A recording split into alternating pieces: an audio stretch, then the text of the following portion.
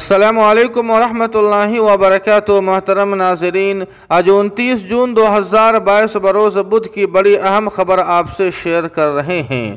قانون کو اپنے ہاتھ میں لینا قابل مذمت، افسوسناک اور غیر اسلامی حرکت۔ آل انڈیا مسلم پرسنل لا بورڈ کا بیان۔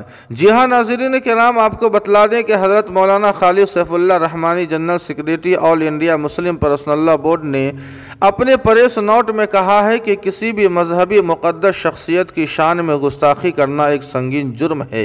بی جے پی کی ترجمان و نمائندہ نپور شرما نے پیغمبر اسلام صلی اللہ علیہ وسلم کی شان میں جو اہانت کی حرکت کی ہے وہ مسلمانوں کے لیے بے حد تکلیف دہ ہے۔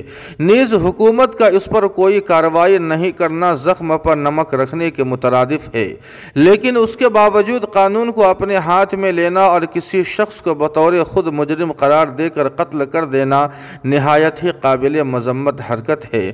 نہ قانون اس کی اجازت دیتا ہے اور نہ اسلامی شریعت اس کو جائز ٹھہراتی ہے۔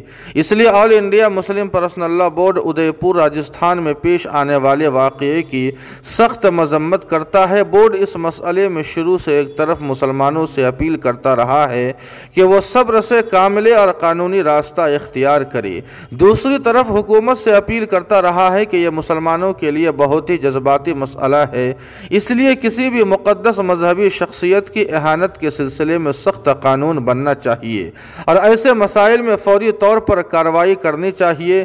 بورڈ ایک بار پھر مسلمانوں سے اپیل کرتا ہے کہ وہ ہرگز قانون کو اپنے ہاتھ میں نہ لے اور ایسے کسی بھی عمل سے بچے جو سماجی یکجہتی اور ہم آہنگی کو متاثر کرتی ہو۔